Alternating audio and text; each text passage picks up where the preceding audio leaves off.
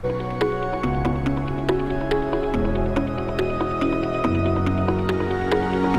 Jungle.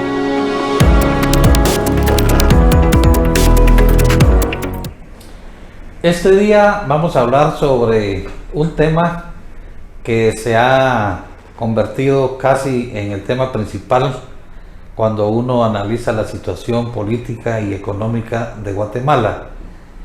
Y no solo de Guatemala, sino también de otros países, pero especialmente de Guatemala porque aquí como que es un fenómeno muy extendido, muy generalizado y que ha preocupado a otros países, especialmente a los Estados Unidos, que constantemente saca unas listas llamadas Angels, donde acusan a personajes de la política guatemalteca como personas corruptas y como personas antidemocráticas.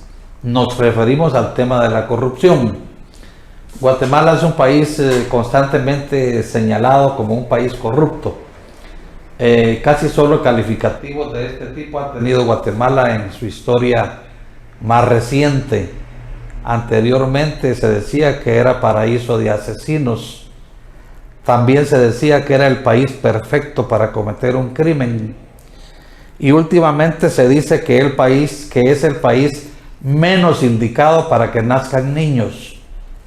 Esos son los premios que tiene Guatemala, los temas que más preocupan al país, pero que de esos temas los gobiernos y los políticos permanentemente y cada 4 años hacen caso omiso, porque prometen muchas cosas, tienen muchos discursos, cantan en los mitines, pero no hablan de los problemas del país ni cómo los van a resolver.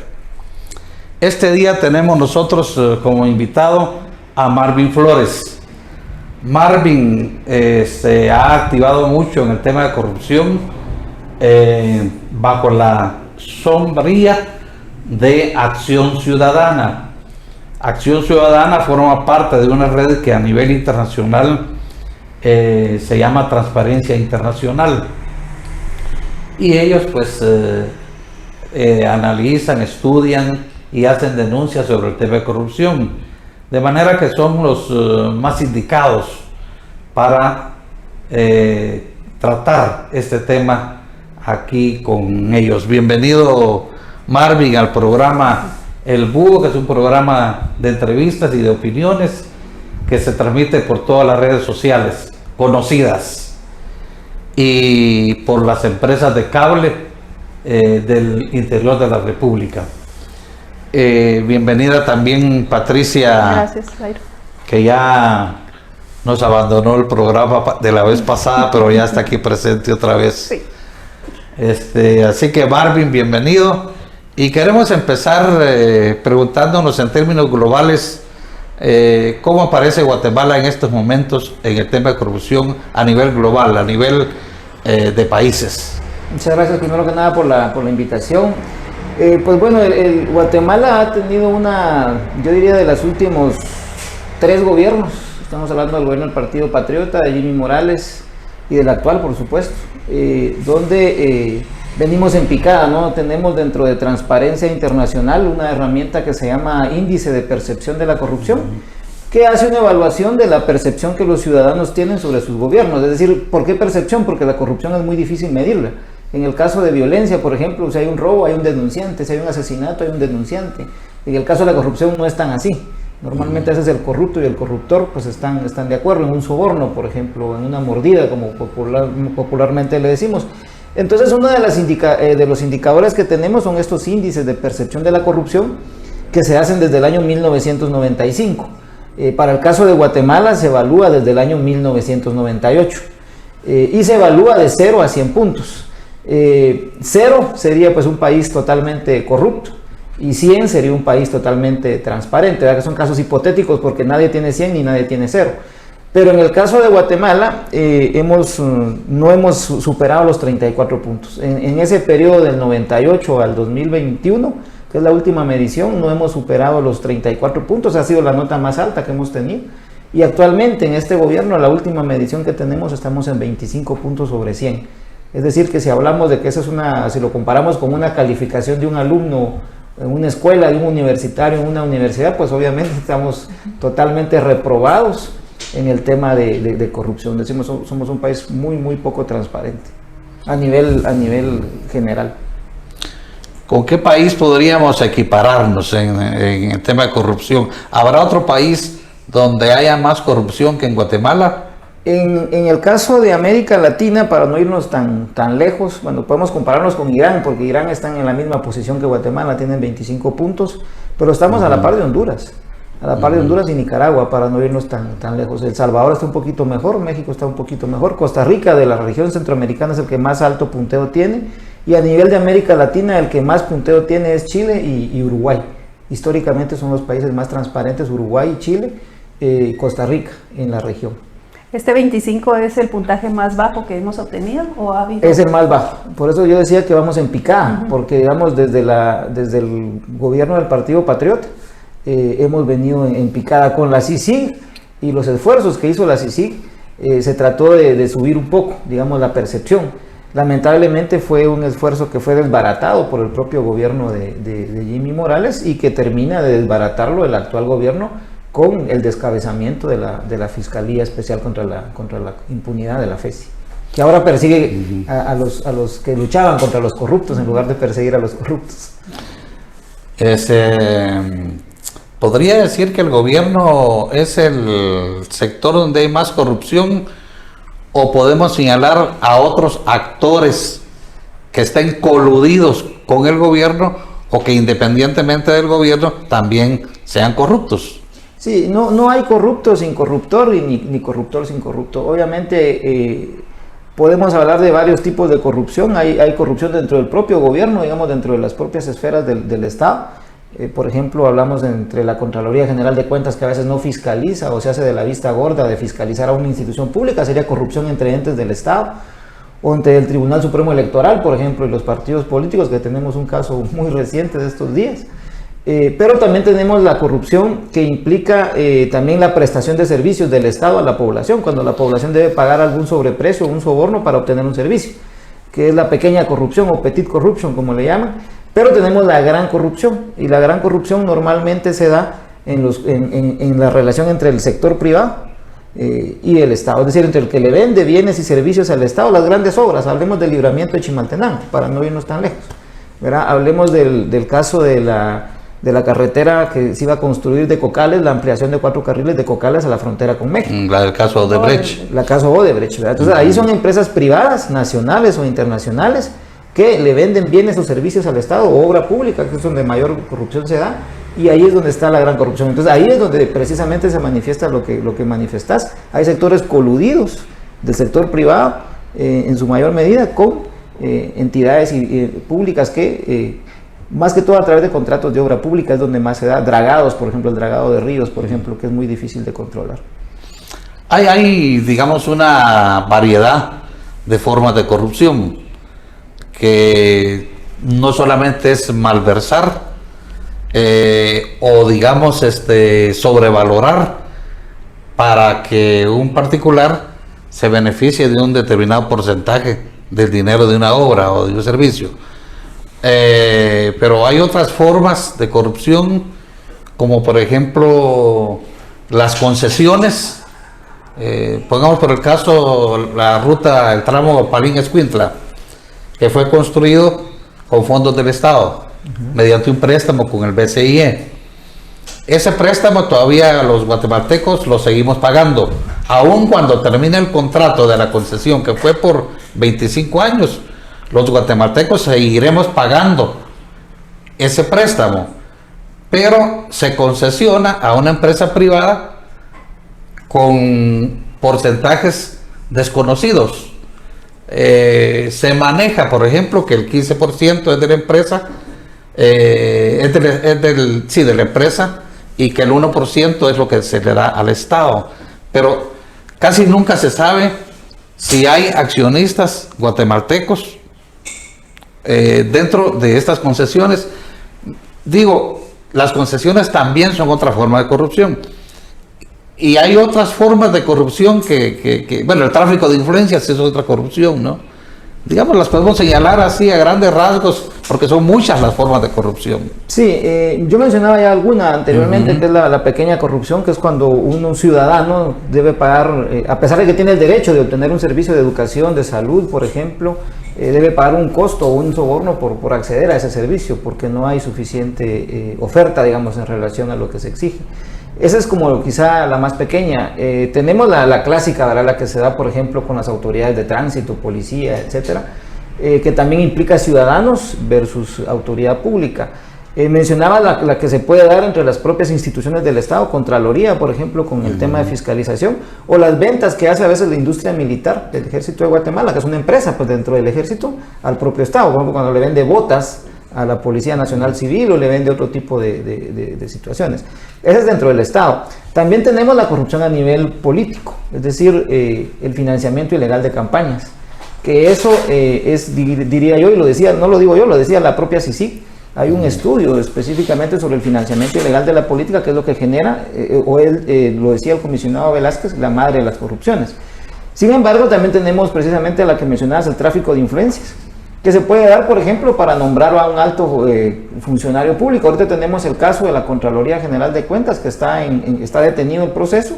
Por ahí se rumora que lo que se está esperando es que el entrampamiento legal del proceso es a propósito, para que la persona que el actual presidente de la República quiere designar, cumpla 40 años, porque todavía no tiene los 40 años supuestamente la persona que está como favorecida, digamos. Entonces, ahí hay evidentemente un tema de tráfico de influencias o de abuso de autoridad.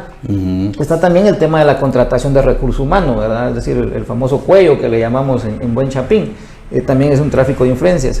Entonces, todas esas, digamos, son diferentes tipos de corrupción. Lamentablemente, la corrupción adquiere diferentes formas y tiene diferentes causas, pero también tiene diferentes efectos. Entonces, por ahí podríamos mencionar algunas, más allá de las que mencionamos, como el tema de corrupción en contratación de obra pública o de servicios. Y la de concesiones que mencionabas, muy importante, que tal vez es de las que menos observamos o tal vez es de las que menos les ponemos atención, porque a veces son temas relativamente especializados, pero vamos a mencionar, tú ya mencionaste una, el tema de la carretera Palín-Escuintla. Recientemente acaban de adjudicar la autopista Escuintla-Puerto Quetzal. Y teóricamente es a la misma empresa que tiene el tramo de Palín-Escuintla. Tenemos la otra concesión que el actual gobierno la dio a un tramo ferroviario que va de Tecumumán a Escuintla, ¿verdad? Que es la reparación de la actual línea férrea. Y esa es históricamente nosotros le llamamos en economía la privatización de las ganancias y la socialización de las pérdidas. ¿Qué quiere decir con eso? Precisamente, se privatizan las ganancias porque se le da un bien público, una carretera, una línea férrea, un puerto, un aeropuerto, que se ha hablado también de los aeropuertos, a una empresa privada cuando fue construido con fondos del Estado, con impuestos de los guatemaltecos. Cuando ese bien público ya no tiene valor, se acaba la concesión y se le devuelve al Estado en un estado inservible. El caso más típico es el ferrocarril de Guatemala. El gobierno de Álvaro Arzú concesionó los ferrocarriles de Guatemala, FEGUA, por 99 años. Una concesión por 99 años, yo creo que, no sé, solo en los libros tal vez de Gabriel García Márquez puede encontrar uno ese tipo de cosas porque es inconcebible. Una concesión por 99 años. Y de ahí viene todo el problema de la red ferroviaria nacional, que ahora tratan de levantarla con el Metroriel a nivel de la ciudad, o la reparación de la línea férrea cuando ya está totalmente invadido por población que carece de vivienda. Y ahora con esta concesión que se da a una empresa cuestionada en el tramo de Tecumumán a Escuintla. Entonces, esos son típicos ejemplos de concesiones corruptas. El caso de TCQ, en el puerto, a la par del puerto Quetzal, y lo que se pretendió hacer en Santo Tomás de Castilla, vinculado con el famoso caso de las alfombras rusas. Con CGN. Volvamos un poco a lo que es la adjudicación de obras. Ese es un tema que llama mucho la atención porque muchos consideran al Ministerio de Comunicaciones como un botín político. En la medición que ustedes hacen, ¿tienen ya identificado cuál es la institución del Estado o la dependencia del Estado donde se presentan más casos de corrupción? ¿Podríamos hablar del mismo Ministerio de Comunicaciones? Sí, interesante pregunta. Sí, como la corrupción mencionábamos es diversa, también son diversos los focos, ¿verdad? Pero en lo que es obra pública, definitivamente uno puede ver la ampliación presupuestaria que recientemente hizo el Congreso de la República por 3.100 millones de quetzales, y a quienes le dieron la distribución de los 3.100. La mayor parte se la dieron a la Dirección General de Caminos, que es la que construye obra pública. En segundo lugar, en porcentaje de esa distribución de los 3.100 millones está Covial, que es la que hace mantenimiento dentro del mismo ministerio. Luego está la Unidad de Construcción de Edificios del Estado, la UCE, que también es una dependencia del Ministerio de Comunicaciones, que ellos van a estar encargados de hacer 3 escuelas, que son las escuelas famosas Bicentenario, por más de 100 millones cada una. Y luego está el Fondo Social de Solidaridad, que es una dependencia, un fideicomiso que depende del Ministerio de Desarrollo Social, que recientemente le acaban de quitar 600 millones al Ministerio de Salud para trasladarlo al Ministerio de Desarrollo Social para eso. Entonces, en obra pública son esos 4 o 5 que yo mencioné, los principales. Por supuesto están todas las municipalidades, pero eso es a nivel de las 340. Sin embargo, hay otros focos de corrupción, las portuarias. En las portuarias hay demasiada corrupción, más que todo por el tema de contrabando, incluso narcotráfico, etcétera. Y otros focos de corrupción están en gobernación, por ejemplo, en la Dirección General de Migración, con el tema de los pasaportes, migración ilegal, etcétera. Entonces, dependiendo del tipo de corrupción, uno puede focalizar, pero en obra pública son esos que tú mencionabas. ¿Hay alguna institución que vigile la corrupción? ¿Hay algún sector u organismo independiente que fiscalice al Estado? En el modelo guatemalteco no. Teóricamente es la Contraloría General de Cuentas. Sin embargo, la Contraloría General de Cuentas es una institución de muchos años atrás, incluso desde antes de la independencia del país.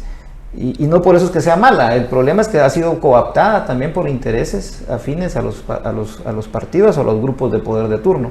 Ahí tienen mucho que ver los colegios profesionales, las universidades, sobre todo las que tienen facultades de auditoría pública y contaduría y auditoría pública, que son las que participan en esa elección. Es lo mismo que pasa con el tema de los magistrados, ¿verdad? Donde están los famosos temas de las comisiones de postulación, que es un sistema caduco, porque ya fue plenamente cooptado por intereses afines no solo al gobierno, sino a los partidos políticos y a grupos de poder económico e incluso militar. Entonces, la Contraloría realmente no creo yo que sea la institución independiente, a pesar de que el mandato constitucional así lo dice. Por otro lado, el mejor intento fue la CICIG y la FESI, totalmente desbaratadas. Y en el caso hay 2 comisiones que funcionan adscritas al Ejecutivo, pero dependen del presidente, entonces ahí no hay independencia. Pueden detectarse, yo recuerdo el caso de las enfermeras que querían meter a la cárcel por el vencimiento de las vacunas cuando ellas no tenían ninguna responsabilidad en eso, pues era otro tema. Entonces, digamos, casos muy pequeños de corrupción, pero los peces gordos pues nadan libremente, y esas redes que tratan de agarrar a estos corruptos dentro del propio Estado solo agarran a quienes pagan son chivos expiatorios. Entonces no hay una institución independiente, a diferencia, por ejemplo, un modelo como Taiwán. Taiwán tiene, nosotros normalmente hablamos de 3 poderes, ¿no? Ejecutivo, legislativo, judicial. En Taiwán hablan de 4 poderes porque tiene una fiscalía totalmente independiente, que ha llevado a la cárcel a no menos de 2 ex presidentes o primeros ministros de Taiwán, ¿verdad? Pero eso es otro modelo de funcionamiento. En Guatemala no existe eso. Yo quería hablar un poco sobre el tema de antes y después de la CICIG.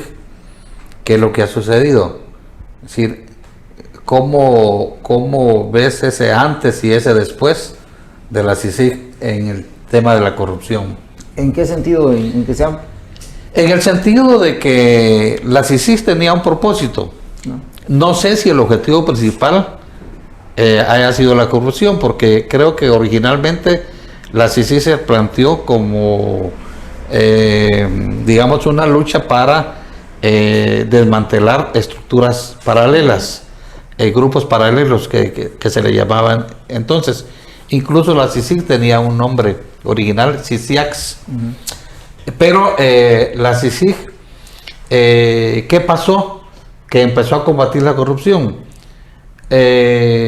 Alguna vez se le planteó a la CICIG este punto, y ellos planteaban que el tema de corrupción estaba ligado a estructuras, a redes de corrupción bien organizadas en el Estado, y que estas eran estructuras muy amplias, donde solamente no se involucraba al sector oficial, sino también al sector privado.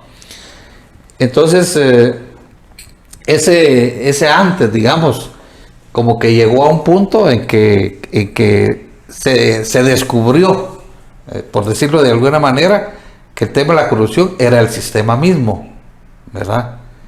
Y que desmantelar la corrupción implicaba desmantelar al sistema. Entonces, al terminar la función CICIG, al sacarla de Guatemala, entonces volvió a verse que el tema de la corrupción estaba como antes. Entonces, ese antes y ese después como que es un retorno el que se dio de la corrupción política y que, bueno, ahora adquirió su forma natural de ser, que es el sistema. Es decir, el sistema mismo, la corrupción es el sistema mismo. Entonces creo que ese creo yo que es el corazón, digamos, de la CICIG, el antes y después. Sí, ok. Sí, perfecto, coincido con tu persona. Lo que vimos antes, cuando la CICIG empieza, antes CICIAC, después termina aprobada como CICIG por Naciones Unidas y ratificada por el Congreso de la República de Guatemala, precisamente la CICIG empieza a descubrir casos de corrupción en el sector público, ¿verdad? El caso, bueno, todos recordamos el tema de Agüita Mágica, del lago de Amatitlán, el tema de la SAT, etcétera, ¿no? Sin embargo, cabalmente, como lo mencionás, cuando empieza la CICIG, por un lado, y recuerdo que también la SAT también levantó un par de casos de la mano de Solórzano Fopa, con casos de evasión fiscal, que es otra forma de corrupción, evasión y elusión fiscal, contrabando también podría ser. Entonces ya cuando se empieza a tocar a actores del sector privado muy poderosos en Guatemala, entonces ya la CICIG ya no es vista con buenos ojos por esos sectores. Entonces finalmente estos sectores, no todo el sector privado, porque obviamente no podemos generalizar, se unen con los actores de gobierno que estaban siendo pues, perseguidos, encarcelados por la CICIG y conforman un gran frente para descabezar a la CICIG, y finalmente lo logran de la mano del propio presidente Jimmy Morales, que tenía un hijo en un proceso legal por la CICIG por el tema de las canastas del Registro General de la Propiedad, las canastas navideñas. Y obviamente el objetivo de CICIG no era venir a meter presos a todos los corruptos, porque, digamos, obviamente sí era esa la intención inicial, porque había que evidenciar a los actores de corrupción y los niveles y la magnitud de la corrupción. Pero ¿para qué hacer eso? Para entrarle a las reformas del sistema. ¿Cuáles reformas del sistema? Las que pedía la Plaza desde mayo de hace ya varios años, ¿no? Que era reforma a la ley electoral y de partidos políticos, sobre todo el tema de financiamiento, que algo se avanzó, pero muy poco. O sea, que está en la ley no implica que se cumpla, lamentablemente. Por otro lado, se pedía una reforma completa al servicio civil, es decir, la relación entre trabajadores del Estado y dentro del sector público, el servicio civil, los contratos, el recurso humano del Estado. Y la otra reforma clave era el Sistema Nacional de Compras y Contrataciones del Estado. La única que se reformó y parcialmente, mediante el decreto 9 de 2015, fue la Ley de Contrataciones del Estado. Parcialmente, algo se hizo y algo se avanzó y se sigue trabajando, pero no se ha avanzado tanto. La ley electoral de partidos políticos prácticamente eso fue un chapuz, digamos, pero no se ha puesto en práctica ni siquiera ese chapuz, porque el Tribunal Supremo Electoral no tiene la capacidad y actualmente ni la voluntad, porque está cooptado también. Y de la ley de servicio civil ni se habla, eso ni siquiera se tocó, que es una ley del año 1968. Entonces el objetivo final de la CICIG, y recordarán ustedes que se planteó un proceso de reforma constitucional que se ahogó en el Congreso de la República. Cuando se tocó el tema de pueblos indígenas, que era el tercer artículo, ahí se ahogó. Incluso los pueblos indígenas dijeron, bueno, nosotros retiramos la petición de que se reforme esa parte con tal de que se avance en los siguientes puntos. Pero los diputados ya habían ahogado el proceso de reforma, que era el objetivo central de la CICIG, reformar el sistema, cambiar el sistema. Porque cuando hablamos, por ejemplo, de una pequeña reforma a la ley de contrataciones, eso no basta, tenemos que tener una nueva ley. Si hablamos de la Contraloría General de Cuentas, hay que prácticamente hacerle una reingeniería, hay que prácticamente desarmar lo que haya y hacer algo totalmente diferente y totalmente nuevo. Porque precisamente, como decís, la corrupción es el sistema, y el sistema es parte de la corrupción. Y ante esta situación, ¿qué opciones tiene el país? ¿Hay formas posibles de combatir la corrupción o no? Es complicado porque, digamos, uno quisiera que los cambios primero fueran rápidos, ¿no? Porque el país y los ciudadanos ya no aguantan. Y el mejor ejemplo es la gente que sigue migrando hacia Estados Unidos con riesgo de morir en el camino, pero la gente no encuentra otra salida. Entonces ese es el mejor indicador de que la gente ya no soporta el tema de pobreza, de corrupción, de falta de acceso a servicios, infraestructura, inseguridad, etcétera. Pero yo creo que sí hay algunas formas. Primero, hay que reconocer también que este gobierno tiene un poder mucho mayor que el que tenía Jimmy Morales. Porque Jimmy Morales, si bien es cierto, tenía de su lado al ejército, igual como lo tiene este gobierno, y también a amplios sectores de grupos religiosos, también este gobierno lo tiene. En el caso de Jimmy Morales, el Tribunal Supremo Electoral no estaba cooptado, ahora sí. En el caso del gobierno de Jimmy Morales, la CC, la Corte Constitucional, era independiente, ahora no lo es. El Ministerio Público era relativamente independiente, ahora en absoluto lo es. Y la Procuraduría de Derechos Humanos, que es la última institución que nos queda, el próximo 9 de agosto dejará de serlo porque termina el actual periodo del actual procurador Jordán Rodas. Entonces este gobierno tiene prácticamente cooptada todas las instituciones. Pero sin embargo aún así hay espacios de lucha contra la corrupción. Yo creo que uno de los principales son los medios de comunicación. Periodismo independiente, alternativo. Ahí vimos el caso de un medio de hace un par de días que prácticamente le bloquearon su cuenta de Twitter y le bajaron todos los seguidores, etcétera, de una forma hackeando pues sus cuentas. Pero creo que es un espacio, los medios de comunicación que todavía se mantienen independientes en Guatemala, a diferencia, por ejemplo, de lo que pasa en Nicaragua, por poner un caso. El otro espacio creo que es la organización comunitaria. Yo creo que los cambios muchas veces se pueden dar desde las comunidades, desde los municipios. Uno quisiera que los cambios, repito, fueran de hoy para mañana y que vinieran desde arriba. Ese es un problema que tenemos quizá de mentalidad y cultural los guatemaltecos, que esperamos que con elegir a un presidente nuevo o a una presidenta nueva, él va a cambiar con una varita mágica todo el Estado. Al contrario, el Estado le engulle y la atrapa en su sistema, si fuera esta persona independiente. Cosa que muchas veces no lo es. Entonces yo creo que ese es otro mecanismo. Y el otro mecanismo es la participación política. Lo que pasa es que le tenemos miedo a eso. Porque si nosotros nos dicen política, automáticamente nuestro cerebro refleja suciedad, corrupción, ladrones. Entonces, pero si dejamos que los mismos sigan participando en política, lo mismo vamos a tener. Ese es otro tema. Y ahí es donde está, creo yo, una principal preocupación de parte nuestra, en que todo apunta a que este proceso electoral, que ya empezó sin haber convocatoria legal, pero ya hay muchos que se saltaron las trancas legales y están haciendo campaña, empezando por el partido de gobierno, pues que estas elecciones sean la culminación de un fraude que viene en proceso desde años atrás, desde el desmantelamiento de la CICIG, que viene un proceso de cooptación del Estado, y que la reina de la corona, digamos, sería prácticamente un fraude electoral de cara a las próximas elecciones, tanto legal como en las urnas. Ante este panorama, ¿cuál es la percepción que ustedes tienen? ¿Qué nos esperarían ustedes, visto esos escenarios, esos posibles escenarios? Bueno, perdón, gracias por la pregunta. Y yo creo que ahí me faltó un actor, el tema de la comunidad internacional. Yo creo que, aunque obviamente no pueden venir a decidir, sí tienen mucho efecto. Si Estados Unidos, más que Estados Unidos y Europa, los mercados, o sea, los consumidores, los gobiernos de Estados Unidos y de Europa, de la Unión Europea, dijeran, vamos a poner sanciones a los empresarios corruptos, yo creo que ahí se acaba todo. Porque quienes sostienen ese sistema de corrupción, mucho viene del sector privado. Pero la respuesta de ese lado está en los mercados internacionales. Así como lo hemos visto, por ejemplo, que hay empresas que violan derechos de la niñez por emplear niños como trabajadores, o no cumplen medidas ambientales o derechos humanos, les cierran los mercados y tienen que cambiar sus prácticas. Así se puede hacer también a nivel de prácticas políticas. Entonces esa es una de las opciones.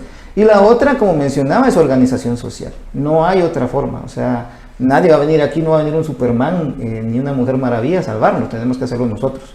Y esa es la pura organización social, comunitaria, y de alianzas entre grupos de la sociedad, medios de comunicación independientes. Creo que por ahí está un poco las posibles soluciones, tal vez no las perfectas, pero las que probablemente se puedan implementar. Hay algunos que creen que aquí el fraude electoral comienza un día después de las elecciones, porque bloquean la participación de muchos candidatos. En el proceso le van metiendo juicio a uno, le van metiendo juicio a otro, de modo que cuando se llega al día de las elecciones, el fraude ya está hecho. Bueno, yo me preguntaba hoy que venía de camino, ¿qué es peor? ¿Un crimen atroz o saquear los recursos públicos que sirven para educación, salud, seguridad, justicia, etcétera? ¿Qué opinas? Yo creo que lo segundo es lo peor, porque un crimen atroz, pues bueno, ok, no es que sea bueno, obviamente, pero cuando se roban los recursos para educación, para salud, es una muerte lenta, es una asfixia lenta, es un desangramiento lento, una gangrena, un cáncer que va comiendo a la sociedad, no al gobierno, no al gobierno de turno, sino a la sociedad como tal. Cuando se le roba la oportunidad a los niños de tener acceso a educación, tener salud, a las madres, tener condiciones mínimas para tener a sus hijos y no morir en un parto, por ejemplo, cosas que no pasan en cualquier otro país mínimamente desarrollado.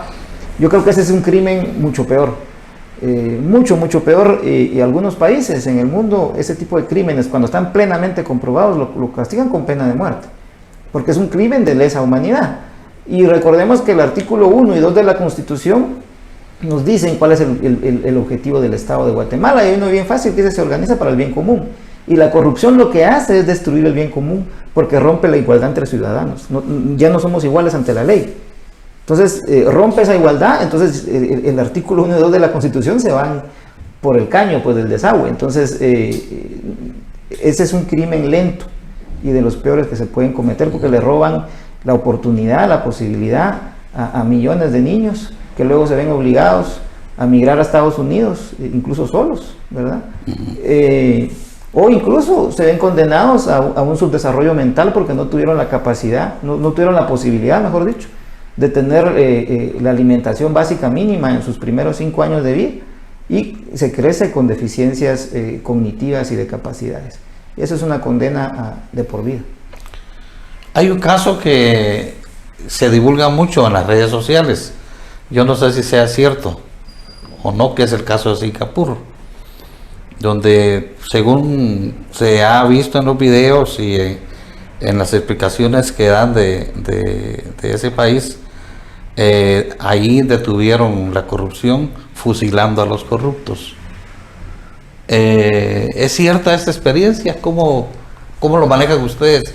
¿Sucedió realmente? Sí, bueno, en el caso de Singapur es un proceso histórico bien interesante. Otro muy parecido es el caso de Georgia, un ex país de la Unión Soviética.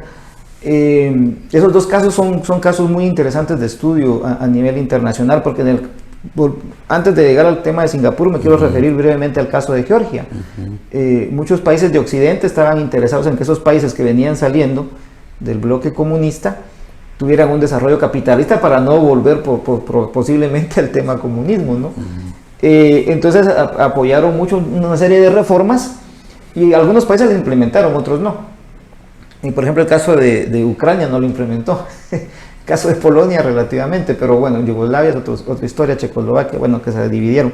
Pero en el caso de Georgia sí implementaron una serie de cambios no tan violentos como el caso de Singapur. En el caso de Singapur, quien tomó el control fue una junta militar, y efectivamente ellos dijeron: vamos a detener a los corruptos, y a los que están ahorita, pues bueno, los vamos a hacer el juicio, y si se comprueba, pues se les fusila, o no sé qué tipo de ejecución utilizaron, pero no era ese el fin primordial. El fin primordial era reformar el Estado, y aplicaron 3 reformas básicas.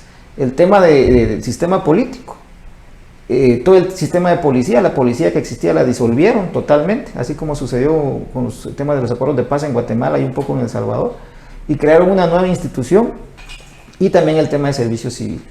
Hubieron 3 reformas básicas en Singapur, que no se era con fusilar, porque en el caso nuestro podemos meter a la cárcel a un montón.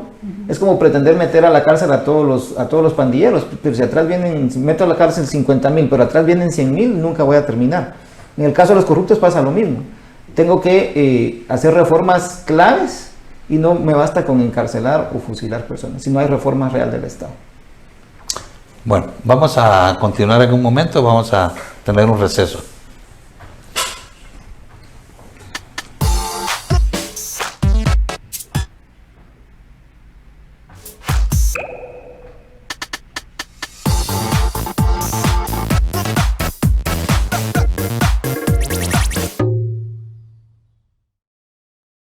Sabemos lo importante que es una sonrisa con dientes rectos y estéticos, por eso te ofrecemos la mejor atención para tu sonrisa. Centro Dental Lizama. Contamos con especialistas en todas las ramas de la odontología, diseño de sonrisa, ortodoncia, implantes dentales, odontopediatría y más. Con nuestra tecnología de última generación, hemos transformado la odontología convencional a una odontología digital más cómoda y rápida. Ubícanos en la 23 Avenida 17-18, Zona 10, Ciudad de Guatemala, o búscanos en Waze. Llámanos o escríbenos al 4151-5161. Centro Dental Lizama. Creando sonrisas por generaciones.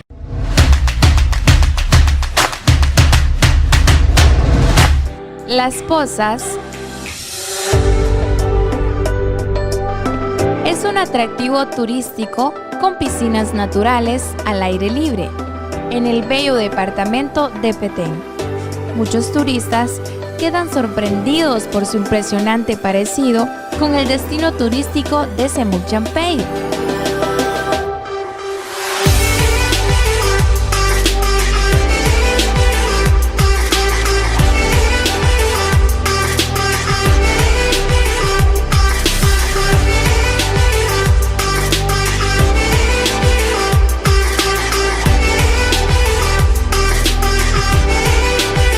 Las Pozas se trata de un impresionante destino con piscinas de agua cristalina en Machaquilá, Poptún, Petén. Al llegar, quedarás asombrado con las majestuosas piscinas naturales que se forman en medio de la roca caliza y nacimientos de agua.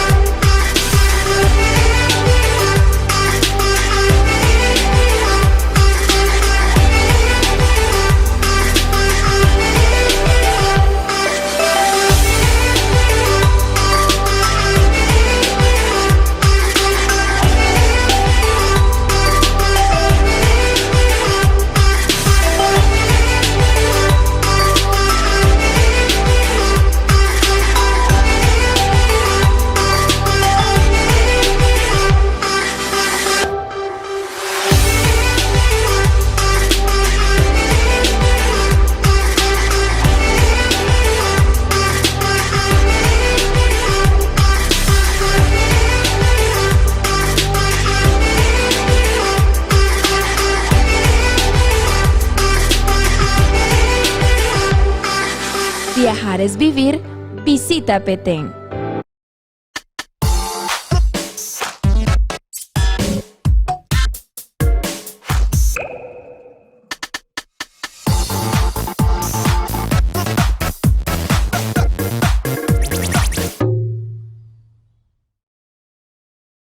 Volvemos con Marvin Flores de Acción Ciudadana. Estamos tratando el tema de la corrupción y vamos a continuar pues con este abordamiento, con este análisis.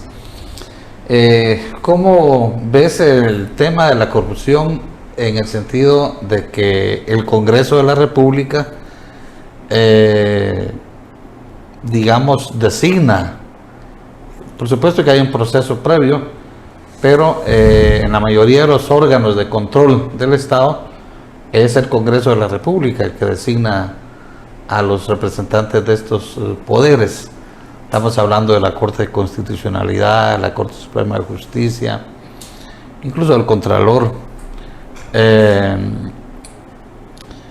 Y bueno, ¿qué tan transparentes o qué se espera de nombramientos designados por un Congreso de la República donde la mayor parte de representantes han sido electos mediante financiamientos que no se conocen y donde lo principal que se maneja son los negocios, y por lo tanto donde el tema de la impunidad se convierte pues en un objetivo de estos nombramientos en los órganos de control político, que son los contrapesos que tiene la sociedad para poder mantener, digamos, una cierta institucionalidad, digamos, republicana, por no decir democrática, ¿verdad? Porque para mí es poco democrática, pero llamémosla republicana en términos formales, pues, ¿verdad?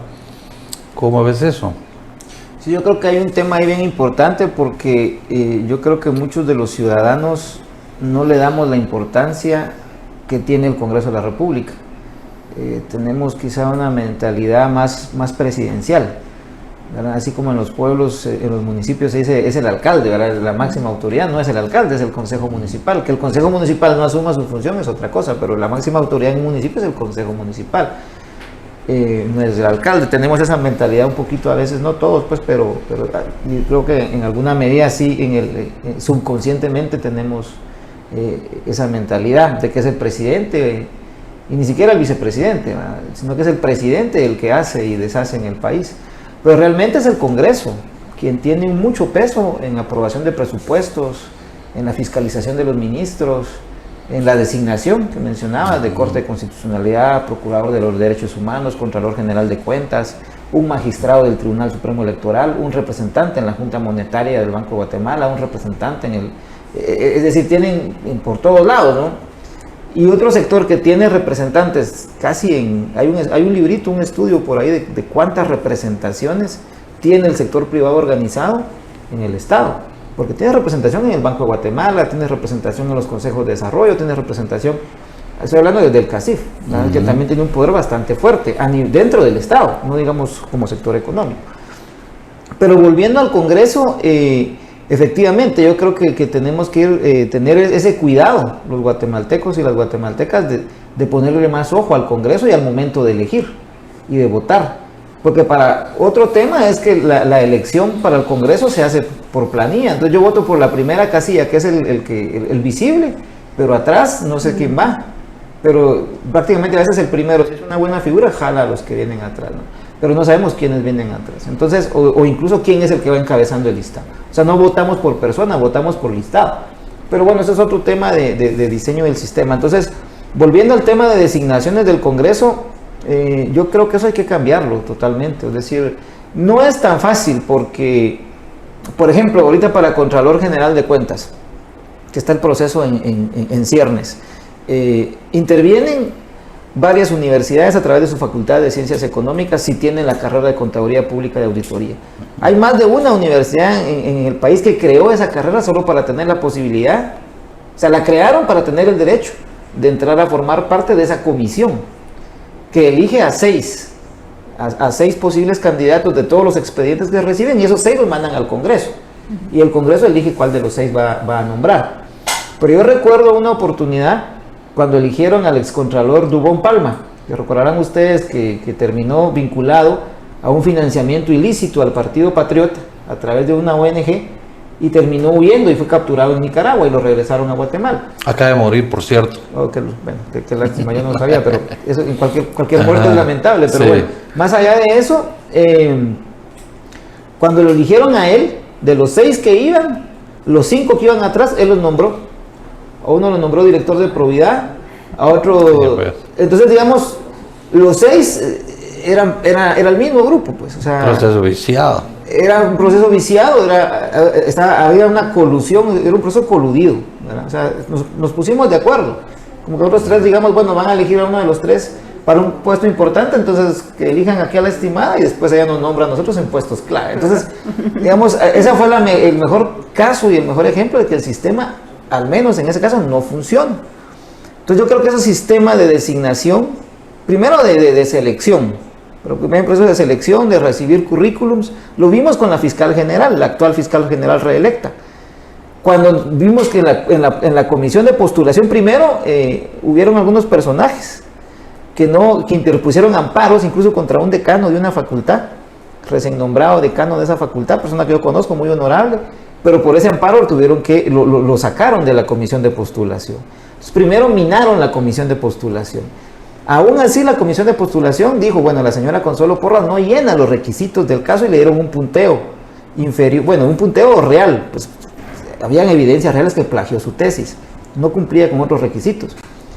pero por orden de la Corte de Constitucionalidad, como ya estaba cooptada, se obligó a que la incluyeran dentro del grupo que el presidente seleccionó y finalmente la seleccionó nuevamente. Otro ejemplo de que el sistema así no funciona.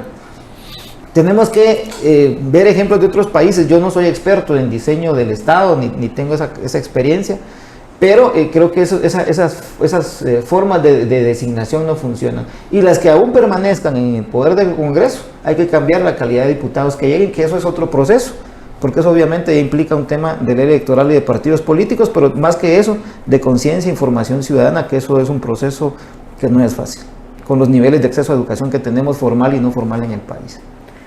Acabamos de hablar, ¿verdad? Acabas tú de mencionar el trabajo del Congreso, pero también va muy de la mano con el Ministerio Público, por lo que mencionabas de los amparos, de los procesos, todo que ha quedado ahí estancado.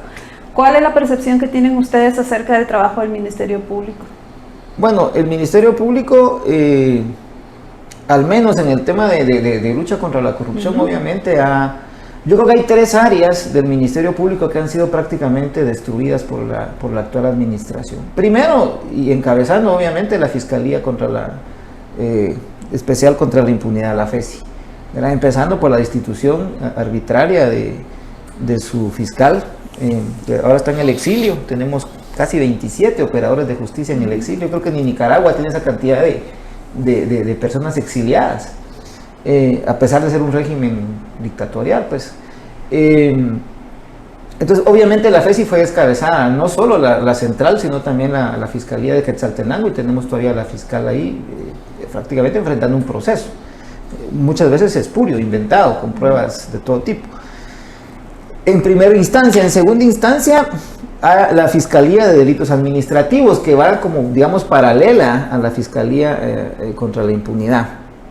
Y la otra que fue también descabezada fue la Fiscalía de Delitos Electorales, en la que estaba el fiscal Chau, que también está en el exilio. O sea, esas 3 fiscalías, que obviamente todas son importantes, no digamos la de feminicidio, la de periodistas, la de derechos humanos, que son, bueno, todas pues, pero la ambiental, por ejemplo. Pero esas 3 fue como la prioridad de la fiscal, digo yo, de descabezar, de desmantelar y poner a personas como el señor Curruchiche, que ahorita sale en la lista Engel de Estados Unidos, por ejemplo.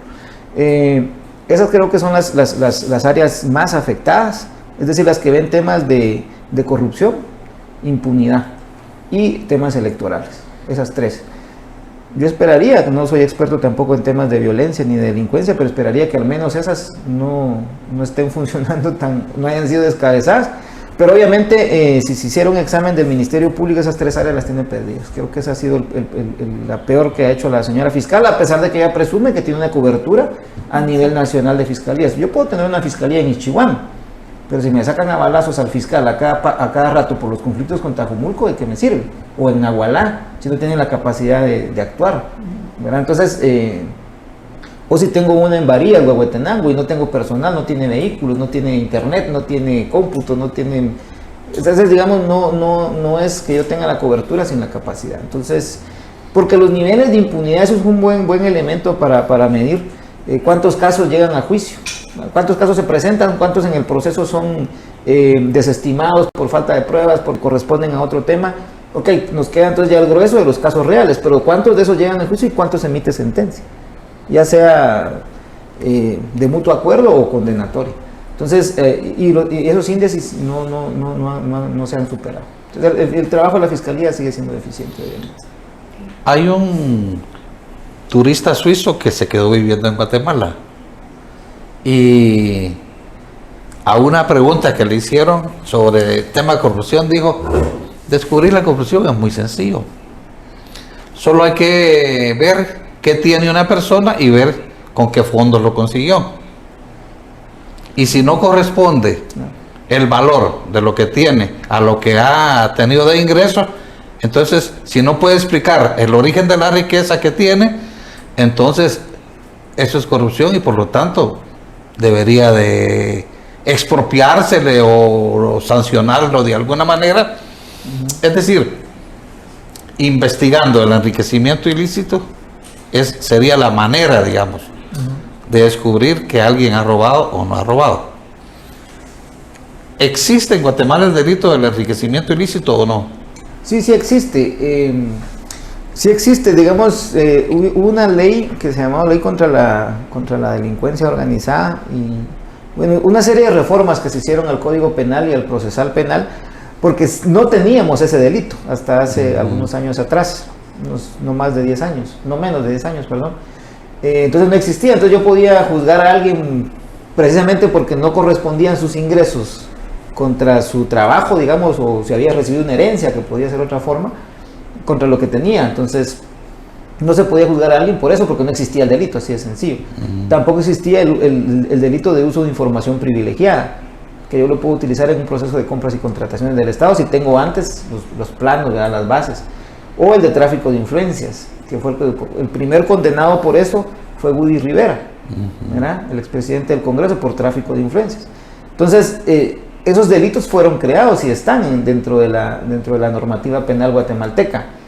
Y el caso que mencionás de enriquecimiento ilícito es cierto. La Contraloría General de Cuentas maneja todo el sistema de declaraciones juradas patrimoniales, donde todo funcionario público, desde un maestro que entra por primera vez al sistema educativo, o un oficinista que gana poquito más del salario mínimo en una dependencia del Estado, tiene que llenar su declaración patrimonial y presentarla al inicio de trabajo y a final de cada año, y cuando se retira también. Entonces la Contraloría tiene bodegas llenas de esos documentos, pero no les da utilidad. La Contraloría General de Cuentas siempre se queja, que dice que son demasiadas cosas las que tienen que fiscalizar, que hasta los sorteos tienen que estar presentes, y es cierto, hasta en los sorteos. Pero si yo soy un maestro en un aula, tengo 50 alumnos y ya los conozco, mínimo primera semana, 15 días, un mes, ya sé quién es el aplicado, el que llega tarde, el que se sienta hasta atrás, el que no pone atención, el que se duerme, el que de repente llegó con hambre porque no tiene recursos en su casa, ¿no? Ya conoce uno un poco, ¿no? Entonces yo voy a poner atención tal vez al que más molesta, o al que menos presta atención, para darle más atención de mi parte.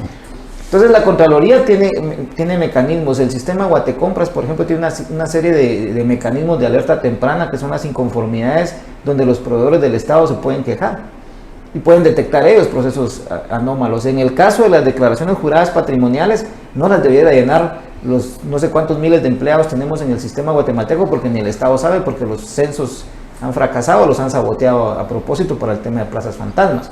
Pero entonces yo debiera centrarme, por ejemplo, en los casos donde sí puede haber enriquecimiento ilícito, vistas de aduanas, por ejemplo, ¿verdad? Ministros, viceministros, directores financieros, directores de compras, la gente que maneja las decisiones vinculadas a los recursos públicos, y a ellos debiera darle un seguimiento especial, o el seguimiento normal, y no estar persiguiendo a un maestro rural que presenta su declaración cada año y que está ganando el salario. O sea, no tiene sentido.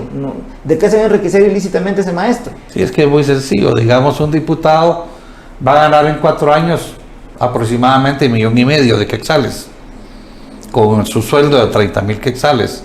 Pero si el primer año se manda a hacer una mansión de 15 millones, bueno, la Contraloría podría preguntarse, ¿usted de dónde sacó los 13 millones para comprarse esa mansión? Sí.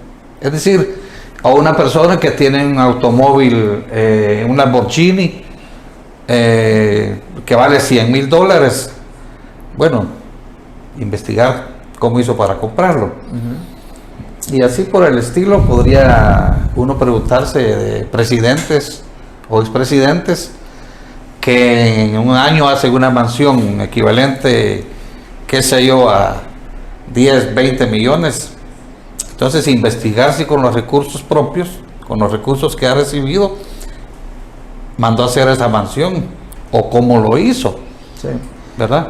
Y ahí hay otro tema bien interesante, porque no quiero dejar de mencionar otros ejemplos de posible enriquecimiento ilícito. Gente que ocupa puestos que a veces son ad honorem, pero que también tienen decisión sobre recursos. Mencionemos 2 casitos. Comité Olímpico de Guatemala, Sí. y Confederación Deportiva Autónoma de Guatemala. Esas juntas directivas de la Federación de Ciclismo, de Fútbol, de esto y de lo otro, ahí hay mucho que hacer. Bueno, pero ahora volviendo al tema de enriquecimiento ilícito. Efectivamente, una de las formas es esa y se puede hacer de forma no tan compleja. Una persona puede tener más ingresos de los que percibe como funcionario o empleado público. Uno, si tiene otro tipo, un negocio, lo puede justificar, o si recibió una herencia. Ahí, eso se puede justificar y está en los formularios de la declaración jurada patrimonial. Y alguien dirá, bueno, sí, pero lo puede poner a nombre de otra persona. Sí, pero ya también existe, junto cuando se aprobó el delito de enriquecimiento ilícito, se aprobó también el de testaferrato. Cuando yo utilizo una tercera persona, parece que, mira, como a mí me van a estar controlando, te voy a poner a tu nombre las casas, los carros. ¿Verdad que fue lo que pasó en buena medida con la expresidenta Rosana Valdetti? Y la gente que tenía a nombre muchos de los bienes de ella, felices cuando ella fue a la cárcel, porque se quedaron con ellos seguramente. Pero entonces también existe la posibilidad de investigar a esas personas vía ese delito. No es fácil, hay que montar sistemas de investigación, y eso fue lo que vino a hacer la CICIG, fortalecer esas capacidades, pero las tiraron por la basura.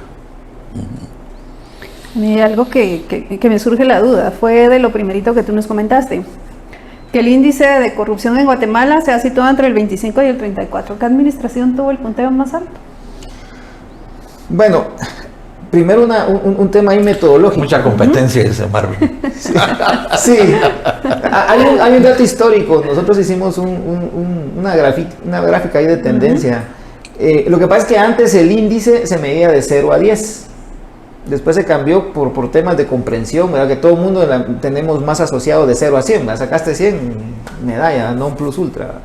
Entonces, suma con laude. Pero entonces, antes se medía de 0 a 10 y después se empezó a medir de 0 a 100. Pero fue en la administración del expresidente Óscar Berchek, donde de 0 a 10 se sacó 3.4.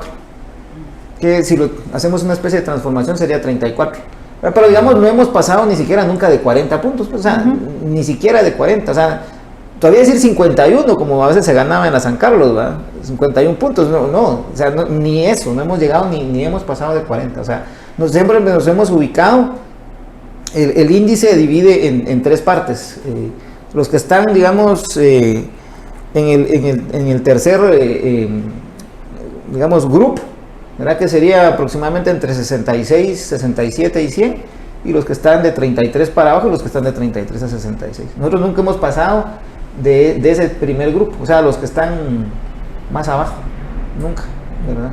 Sí. Pero si ustedes ven esa gráfica de tendencia, vamos así, subimos un poquito, luego bajamos, subimos y otra vez, y después es acá, ¿verdad? Como que fuera bolsa de valores ahorita en picada.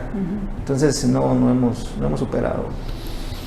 ¿Qué formas hay sencillas, prácticas, en las cuales la gente pueda, vigilar al funcionario? No estamos hablando del diputado, del presidente, estamos hablando de un alcalde, e inclusive de un COCODE o de un COMUDE, que también a todo nivel, aquí la corrupción es desde el piso hasta arriba, que muchas veces le piden dinero a los comunitarios, a la gente, 25 quetzales, 100 quetzales para esto, para lo otro, pero digamos, no dan recibos o lo manejan así de manera muy simple, y la gente tiene que hacer muchos esfuerzos para conseguir el dinero, porque la gente en las comunidades rurales pues no tiene ingresos, y sobre todo donde no reciben remesas, porque hay muchas comunidades donde no reciben remesas. Pero la gente a veces no tiene ni para comer, si no tiene de hecho para comer, comen frijol, comen con tortilla, pero digamos, hay alguna forma sencilla en que la gente puede, indagar, preguntar, no sé, pero fiscalizar pues los recursos, el trabajo de la gente que trabaja con el Estado desde abajo hasta arriba.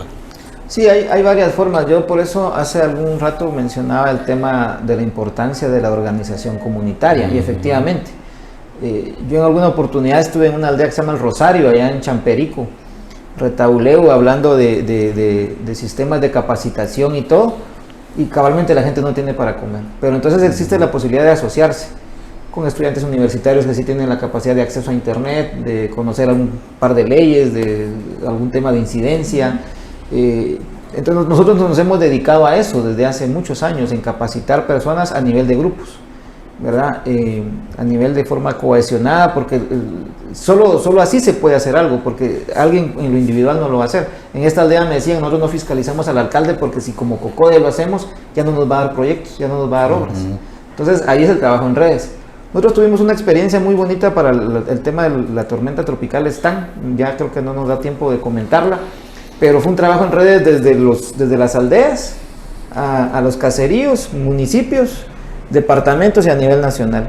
Incluso logramos que el que dirigía en aquel momento el Programa Nacional de Reconstrucción a nivel nacional, nombrado por el vicepresidente, lo quitaran de su puesto, porque demostramos que estaba beneficiando con el tema de viviendas a personas que no tenían la necesidad ni el beneficio. Y eso fue información de las comunidades. Bueno, muchas gracias a Marvin Flores de Acción Ciudadana, que ha estado con nosotros hoy en el programa El Búho de entrevistas y opiniones.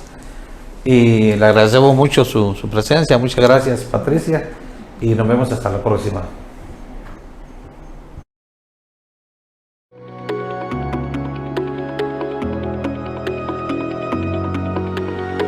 Audio Jungle.